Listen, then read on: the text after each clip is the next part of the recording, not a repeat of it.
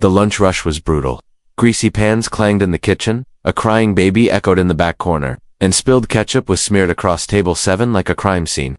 But Ella kept moving, her sneakers squeaking, her notepad half from coffee, and her soul barely hanging on. She hadn't slept more than 3 hours in days, and yet somehow her smile never faltered, until he walked in, dressed in charcoal gray. His tailored suit looked like it belonged to another dimension. His eyes scanned the diner like it offended him simply by existing, and when their eyes met, something shifted. Forever. Ella Winters had mastered the art of invisibility. In her worn sneakers and faded apron, she slid through life unnoticed. Her days were a loop of pouring coffee, dodging leering glances, and scraping together enough tips to survive New York City one impossible day at a time. No one at Rosie's diner knew she had once dreamed of being a painter. No one knew about the scholarship she lost when her father fell ill. No one cared that she stayed late to clean, even after closing. And that was fine with her. Until table 9 changed everything. He sat alone, flipping through emails on his phone. Unlike the regulars, he didn't mutter a thank you. He didn't even look up when she poured his black coffee. But Ella noticed everything. The Rolex watch, the way the other customers whispered about him, and the sharp lines of his jaw in ice. She knew men like him. Powerful, cold, dangerous. But when he snapped his fingers at her like she was a servant, Ella didn't flinch. She just stared. And said calmly, "Sir, if you need something, you can ask like a person." That made him look up, and in that 1 second, something unspoken passed between them. Challenge, curiosity, intrigue. "You're not intimidated?" he murmured. "Coffee," she replied. "Not really." He closed his phone and leaned back, his gaze piercing. "What's your name?" "Ella," she said. "Wary now." "Why?" He slid a business card across the table. Damian Rourke, CEO, Rourke Global Holdings. Her fingers froze above it. Everyone in New York had heard the name. He was the man whose deals crushed empires. The ruthless investor who made headlines for turning family businesses into billion-dollar machines. Women whispered about him. Men feared him. So why was he at her diner? "I have a proposition," Damian said. Ella folded her arms. "If this is some rich guy power trip, you're in the wrong place." He smiled faintly. "I have an event tonight. A gala. High society. Very formal. My ex-fiancé will be there, and I need a distraction." She stared at him. "You want me to crash a billionaire gala?" "Not crash. Accompany? I want you to be my date." Ella blinked. "You're joking." "I'm not. I'm a waitress." "You're fearless. That's rarer than beauty." She almost laughed. "Almost. You want me to pretend to be your girlfriend? For what? A few hours? 4, tops. No expectations. Just conversation. A few dances, and the impression that I've moved on." "Why me?" He tilted his head. "Because you didn't shrink. Everyone else bends. You didn't." Ella hesitated. She had rent due in 5 days. Her younger brother needed shoes for school. Her life was a war zone of responsibility. "How much?" she asked. 2,000 cash. No questions asked. She swallowed. "That was 2 months of peace. Maybe 3. "Do I get a dress?" "A designer will meet you in 2 hours. Hair, makeup, car, service all taken care of?" Ella looked down at her apron. A coffee stain stared back at her like a badge of shame. "Fine," she said softly, "but don't expect me to pretend to be someone I'm not." "I wouldn't dare," Damian said, rising. "That's the point." The gala was held at the Astoria Grand, a palace of chandeliers and crystal. Billionaires, heiresses, and media moguls clinked glasses, while a string quartet played soft jazz in the background. Ella stepped in and every head turned. Not because of Damian but because of her. She moved like mystery wrapped in elegance. People whispered, who was she? A duchess, an actress, some new secret heiress. And when Damian placed a gentle hand on her waist, murmuring softly in her ear, "They're all watching," she whispered back. "Good, let them." Across the room, a blonde woman in a red gown stiffened. His ex. Vanessa Langford, heiress, fashion icon, known in tabloids for her icy beauty and diamond-dusted lifestyle. Her eyes scanned Ella with disbelief, then narrowed. Vanessa approached. "Oh, Damian," she purred, her voice dipped in honey and venom. "So good to see you again.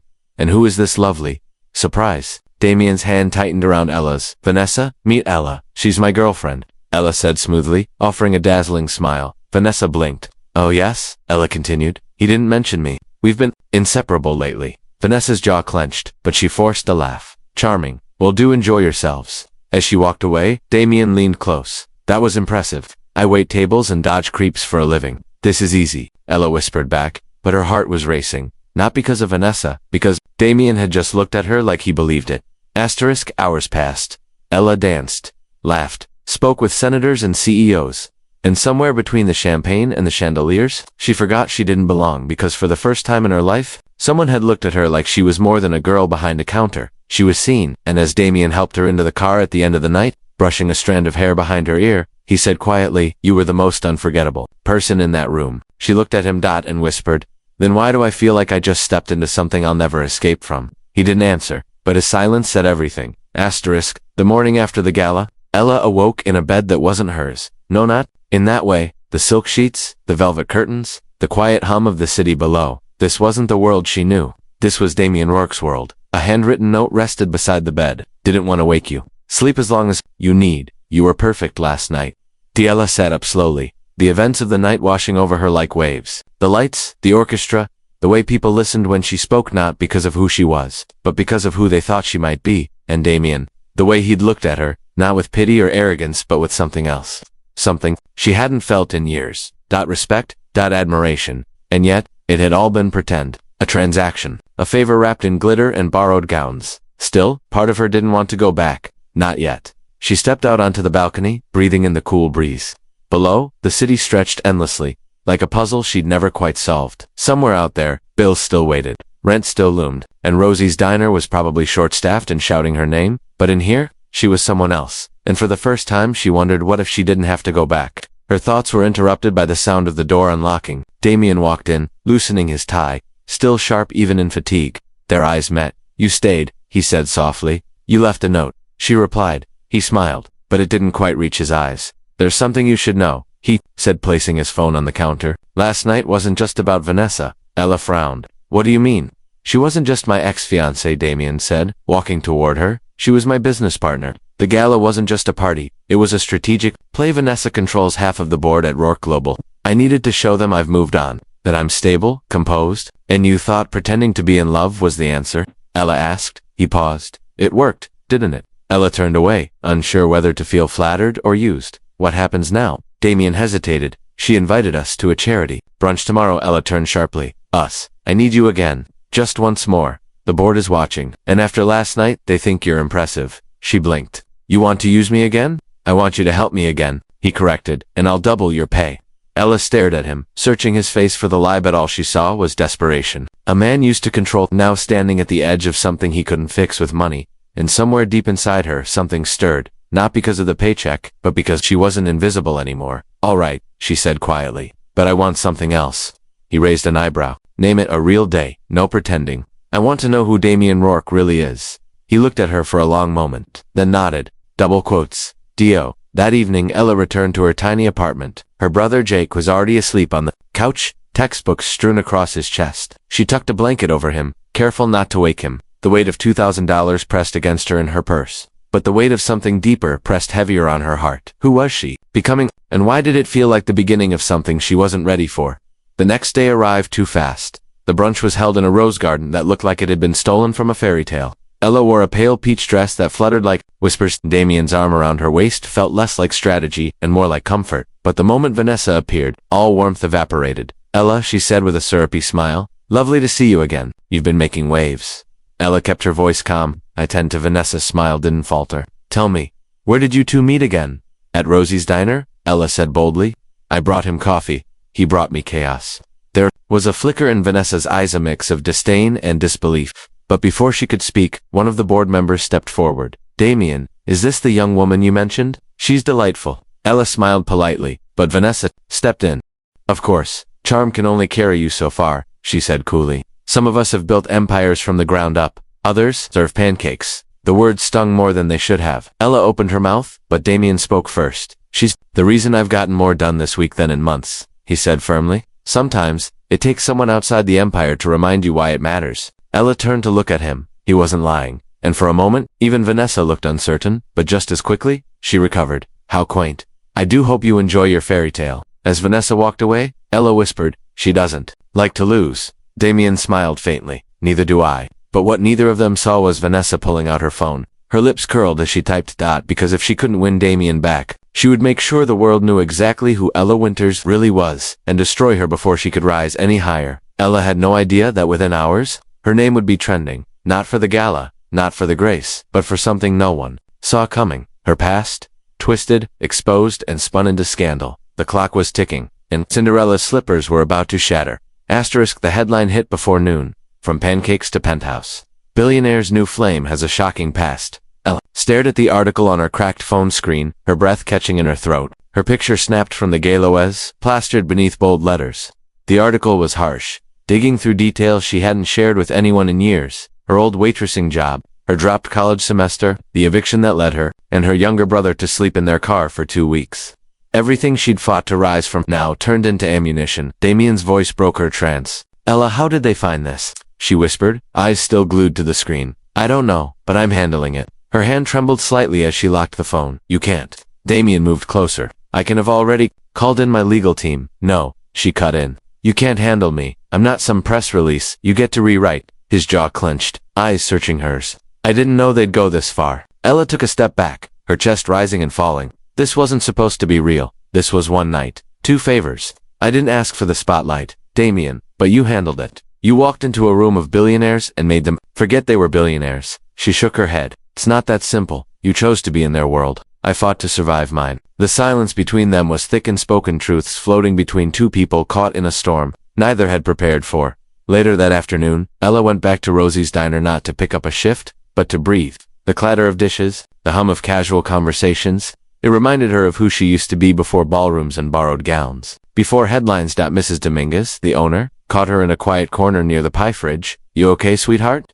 You've been all over my niece's TikTok. Ella smiled faintly. Apparently, I'm news now. Mrs. Dominguez touched her arm gently. News fades. Kindness doesn't. Ella blinked fast, swallowing a lump. Thank you. She stepped outside just as a black car pulled up. Damien emerged, his expression unreadable.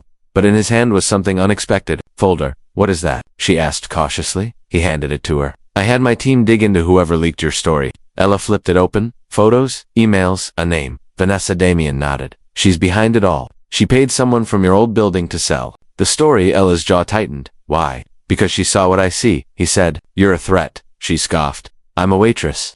You're more than that. And she knows it. Ella shut the folder. So what now? You want me to retaliate? Throw mud back? No, Damien said. I want you to show them who you are, not who the tabloids say you are. She stared at him, unsure whether to laugh or cry. You want me to walk back into that world? After they've already painted me as a gold digger with a sob story? I want you to remind them what real looks like. Ella looked away, heart pounding. She'd spent her life surviving, hiding the pieces she thought made her weak.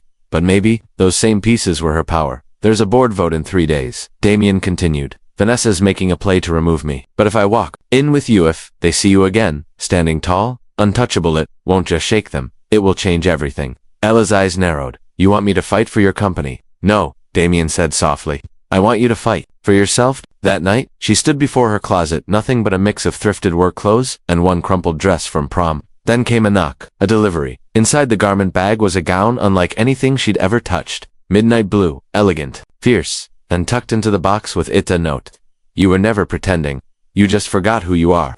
3 days later, Ella entered the Rourke Global boardroom. No red carpet, no chandeliers, just a glass conference table, 30 suits, and Vanessa already seated at the head. The murmurs started as soon as Ella stepped in, whispers, side eyes, but she didn't shrink. She stood beside Damien, looked directly at Vanessa, and said calmly, before you vote to erase him, you should know something. I've worked in diners, slept in my car, dug for coins to feed my brother, and through all of it, I never once used anyone to climb. She took a breath, but I won't apologize for rising.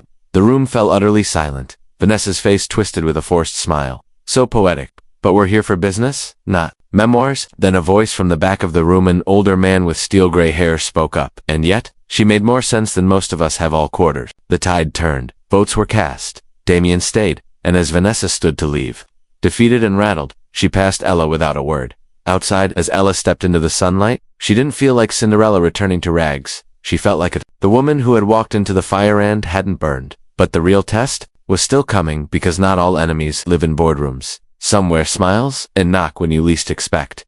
Asterisk, the rain came without warning that evening, sharp silver needles against the windows of Ella's tiny apartment. She sat, curled on her worn couch, the garment bag from the boardroom still hanging on the closet door, like a phantom reminder of the woman she'd had to become. Almost overnight, she hadn't heard from Damien since that day. No messages, no calls, just silence. She tried to convince herself that it was over. The act, the gala, the boardroom defense, it was all just a surreal chapter closed too soon. But the quiet ached deeper than she expected. Not because she missed the spotlight, but because, somewhere in between the pretense and the battle, she had begun to see Damien not as the cold billionaire, but as something far rarer, a man who saw her when no one else looked twice. But fairy tales didn't belong to waitresses, not in real life. So when the knock came at her door that night, her breath caught in her throat. It wasn't Damien, it was a young girl, maybe 10, wet from the rain, shivering, clutching a red envelope like her life depended on it. "Are you, Ella?" the girl asked, her voice thin but urgent. "I am. Are you okay?" The girl nodded, thrusting the envelope into Ella's hand. "He said you'd understand. He said to run, if anyone followed, why chihu." But the girl was already darting down the hall,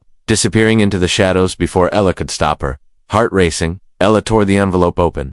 Inside, a single Polaroid of Damien, blood on his shirt, his eyes distant, dazed. Scribbled on the back were 5 words: "Trust no one, not even them." Beneath that, an address. Ella stared at it, hands trembling. It wasn't a business address. It wasn't even in Manhattan. It was in the Bronx, a neighborhood she hadn't visited in years, where danger and truth often lived side by side. Something was wrong, deeply wrong.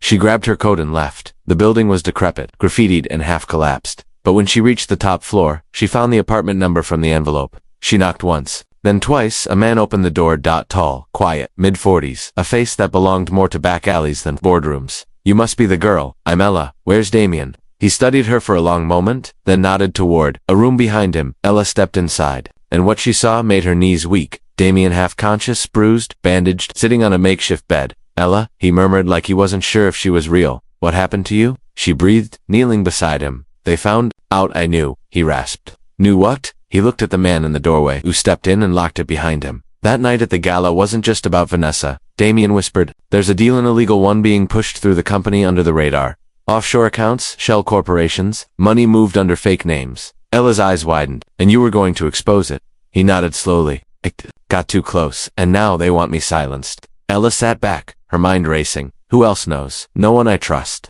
That's why I sent the girl. That's why I sent you. You trusted me over your own board. You're the only one who stood up when there was nothing to gain." The man who had been silent all this time finally spoke. "You've got about 24 hours before they figure out he's not dead." Ella turned. "What?" "They faked a car accident. They wanted the media to think he crashed and disappeared. But someone leaked that he might be alive. If they find him before the story breaks, they'll finish the job," Damien said. Ella stood, her voice steady now. "Then we don't wait. We go public." Damien tried to rise, but winced. "They'll spin it. Say I ran because I'm guilty. Not if you speak first. We go live, raw, unfiltered. No press, no spin doctors." The man nodded slowly. "There's a journalist. One I trust. But it's risky." Ella looked at Damien. "You risked everything to tell the truth. I'm not letting that be buried." And deep inside her, something had shifted. This wasn't about pretending anymore. It wasn't about money or gowns or outshining exes. This was about truth, about protecting someone who had once offered her dignity in a world that judged her by her apron.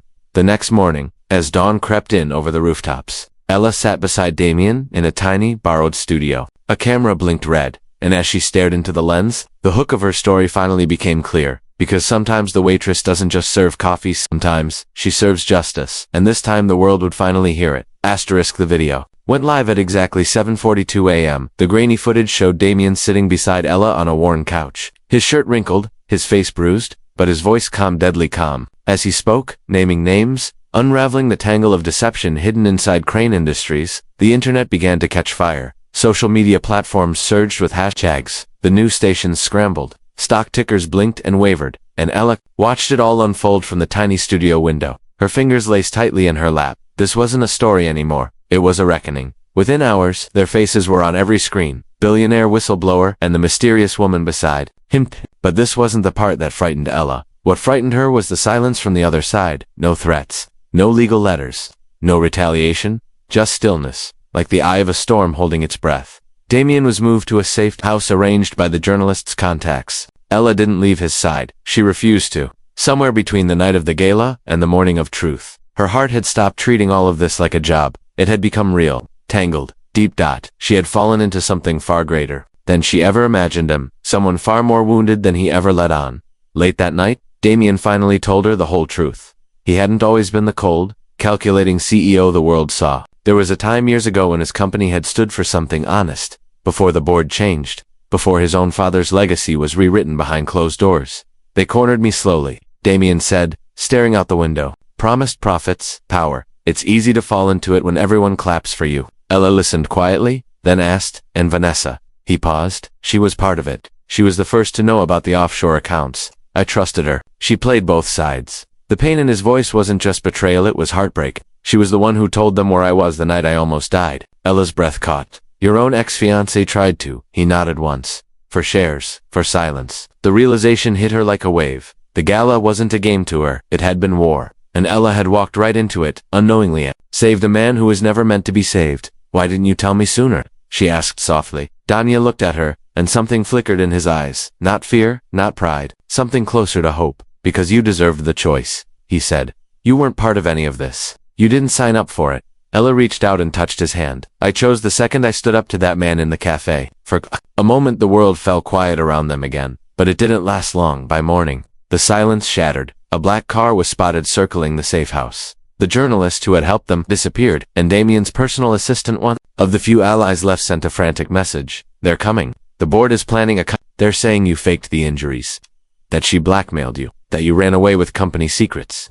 Ella stood frozen. They're flipping the truth. Damien murmured.